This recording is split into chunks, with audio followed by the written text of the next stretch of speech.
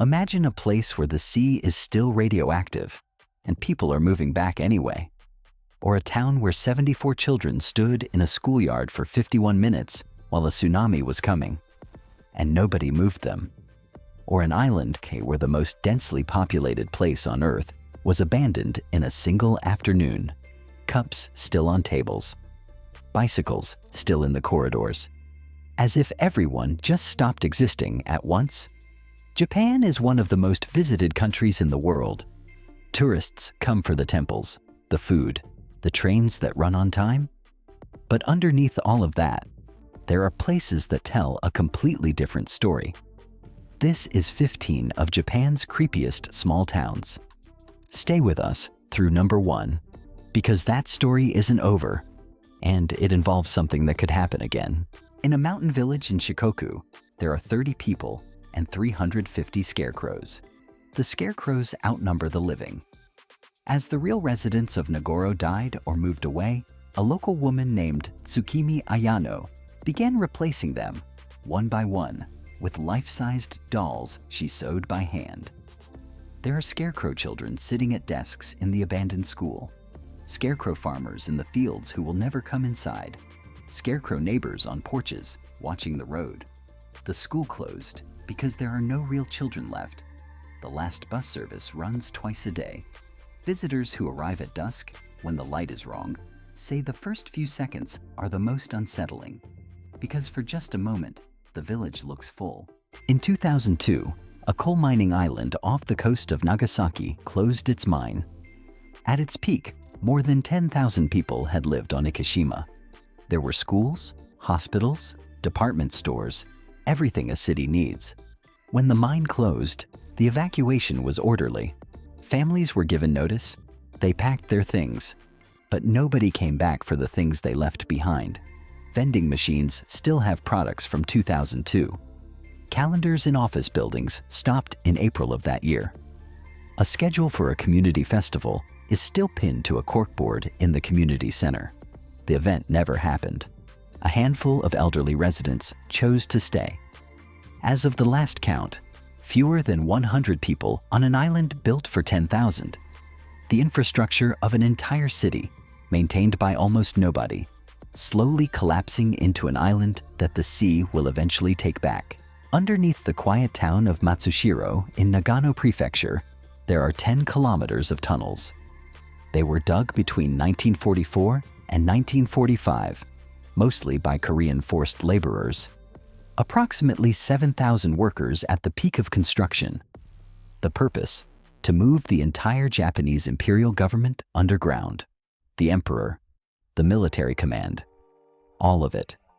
Buried in the mountains of Nagano to continue the war from beneath the earth if the home islands were invaded. The tunnels were nearly complete when Japan surrendered. They were never used. The workers who dug them received little or no pay. An unknown number died during construction. After the surrender, they were sent home. Today, you can tour part of the tunnel system. The town above is quiet, agricultural, unremarkable. Underneath it, a monument to a war that nearly didn't end, built by people whose names were never recorded. On March 11, 2011, the residents of Tomioka had about 2 hours to leave. The earthquake had already happened. The tsunami had already hit the coast, and the reactors at Fukushima Daiichi, just 8 kilometers away, were overheating. 15,000 people left with whatever they could carry. Downtown Tomioka today looks almost exactly as it did that afternoon. Store shelves still have merchandise. Restaurants still have menus on the tables. A cherry blossom festival banner still hangs across the main street, advertising an event scheduled for April 2011 that nobody attended. Some parts of Tomioka have been decontaminated and reopened, but fewer than 1,500 of the original 15,000 have returned, most of them elderly. One former resident who came back to visit his childhood home said, "The hardest part wasn't the radiation warnings. It was that everything was exactly where he left it. 2 hours from Tokyo, hidden in the mountains of Saitama Prefecture, there is a mining company town where 3,000 people once lived. Nichitsu had everything: a hospital, a school, a cinema, a bowling alley. The company built an entire life for its workers because there was nothing else for hundreds of miles. When the mine became unprofitable in the 1980s, the company left. The workers followed. The buildings did not. Unlike most abandoned places in Japan, Nichitsu was never demolished. It was never officially closed. It was simply left. The hospital still has equipment inside. The school still has desks. The bowling alley still has the lane markings on the floor. 2 hours from one of the largest cities on Earth, a perfectly intact ghost town that most people in Tokyo have never heard of. At the base of Mount Fuji, there is a forest. It is called Aokigahara. The trees grow so densely that there is almost no wind inside, no birdsong, almost no sound at all. Compasses malfunction because of volcanic rock beneath the ground. Aokigahara has been Japan's most well-known suicide site for decades. Estimates suggest that more than 100 people die there every year. The actual number is not published. Authorities stopped releasing it, hoping that removing the statistic would reduce its notoriety. It didn't. At the entrance to the forest, there is a sign. It reads, "Your life is a precious gift from your parents." Local authorities conduct an annual search of the forest. What they find there is not reported publicly. The trees are very old. The silence is very deep. And the paths that go in don't always come back out. 15 kilometers off the coast of Nagasaki, there is an island that looks like a battleship.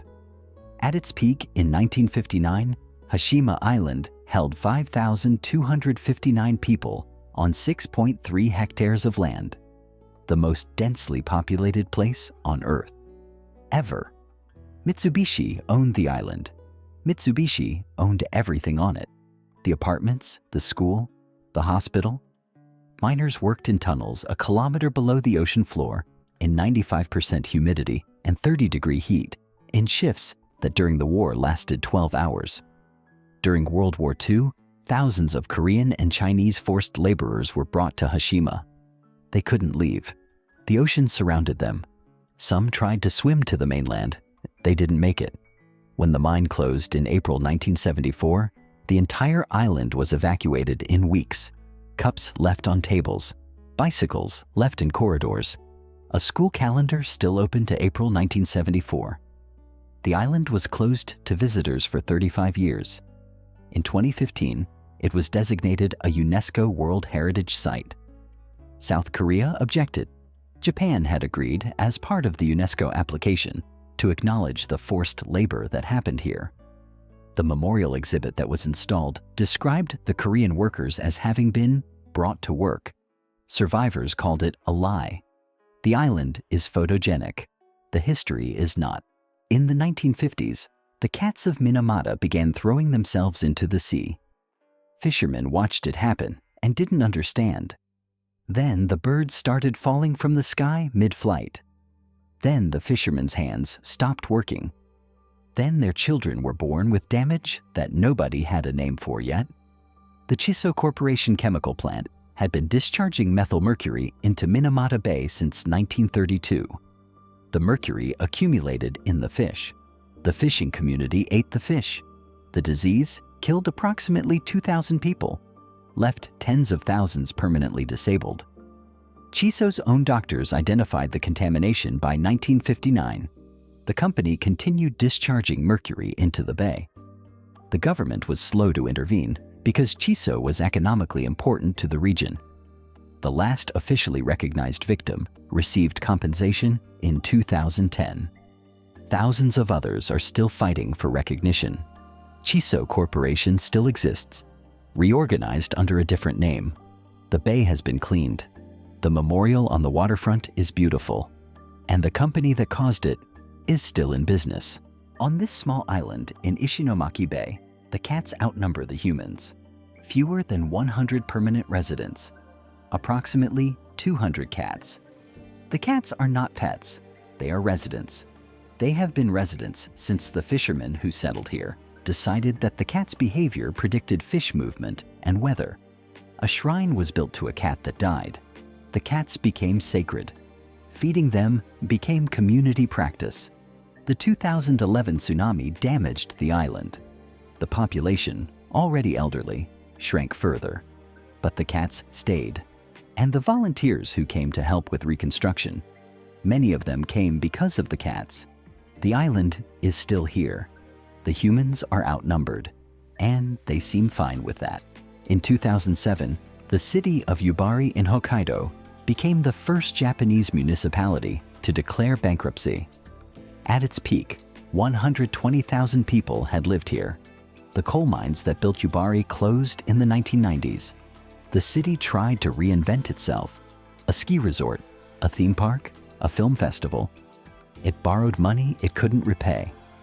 At bankruptcy, the debt per resident was approximately $35,000 per person. The city cut everything. Services slashed, facilities closed, staff reduced to a skeleton. The remaining population, mostly elderly people who had nowhere else to go, watched their city dismantle itself around them. Today, approximately 7,000 people live where 120,000 once did. Empty apartment blocks on every street. A ski resort that still opens, barely. A film festival that still runs, barely. And Yubari melons, grown in the soil around this bankrupt shrinking city, that sell for up to $200 each. The most expensive fruit in Japan. Grown in the most broke city in Japan. In 1985, the ground under the resort town of Ikaho opened up. A sinkhole, then another. The thermal springs that had made Ikaho famous for centuries had been weakened by overdevelopment. Buildings that had stood for decades began to tilt. The famous stone staircase, 365 steps, one for each day of the year, lined with hot spring inns for 400 years, started to crack. Some inns closed overnight. Others were condemned. Guests left. Business collapsed. What happened next is the interesting part. The town didn't disappear. The townspeople rebuilt the staircase, restored the inns, replanted the approach. It took 20 years, but Ikaho is still there. Sometimes the most unsettling thing about a place isn't that it fell apart. It's that it came back. Futaba was the last town in the Fukushima exclusion zone to remain completely off limits after the 2011 disaster. For 11 years, the main gate to Futaba was locked. When it was finally opened in 2022, journalists crowded to watch. Inside, downtown Futaba looked like 2011. Glass from broken windows on the sidewalk. A temple entrance toppled into the street. Store shelves scattered, dusty, exactly where the earthquake left them. The government held a ceremony, declared the reopening a milestone in recovery. Approximately 1% of Futaba's original population has returned. One man who grew up in Futaba and helped build the nuclear plant that destroyed it said simply, "Nuclear power is very efficient if you don't have an accident." The cleanup of Fukushima Daiichi is currently projected to cost $700 billion and will take until at least 2051. Some parts of Futaba will not be habitable within any of our lifetimes. The village of Kamaya no longer exists. On March 11, 2011, the tsunami that came up the Kitakami River reached Kamaya at 8.6 meters high, 3.7 kilometers inland from the sea. The entire village was washed away. 416 people from the surrounding area died. The only structure that remained was the shell of the local elementary school. That school is next on this list. The earthquake hit at 2:46 p.m. on a Tuesday. 108 children were at school. The school had a tsunami evacuation plan.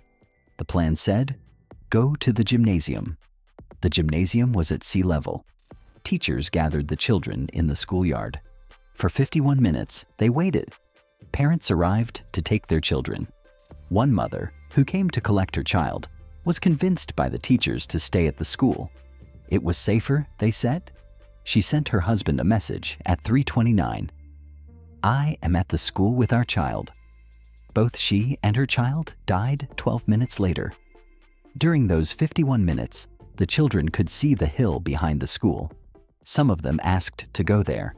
A few tried to run toward it. They were called back. The hill was 200 meters high. The tsunami was 10 meters tall. When teachers finally began leading the children toward a road embankment, the wave was already visible. 74 children died. 10 of the 11 teachers died. Out of nearly 20,000 people killed in the 2011 disaster, 75 were school children in the care of their teachers. 74 of those 75 died here. The school building still stands. The parents kept it standing on purpose. The walls have been ripped open by the water. The corridors are exposed to the sky. The tsunami height marker is still on the wall. A father who lost his daughter that day has come back every week since 2011 to tell the story to whoever will listen. He stands in the schoolyard. He shows visitors the spot where the children waited. He shows them the hill they could see from where they stood. He says, "The mountain was right there. They could see it. They just needed someone to say, 'Run.'" Japan sits on the Pacific Ring of Fire. It has more active volcanoes than almost any country on Earth. It experiences more earthquakes per year than any other nation. And under Osaka Bay, under Tokyo, under dozens of Japanese cities, faults are building pressure that scientists say will eventually release. The government's own estimates for a major Tokyo earthquake: up to 23,000 deaths, up to 320,000 buildings destroyed. The last major earthquake to hit the Tokyo area directly was 1923. It killed over 100,000 people.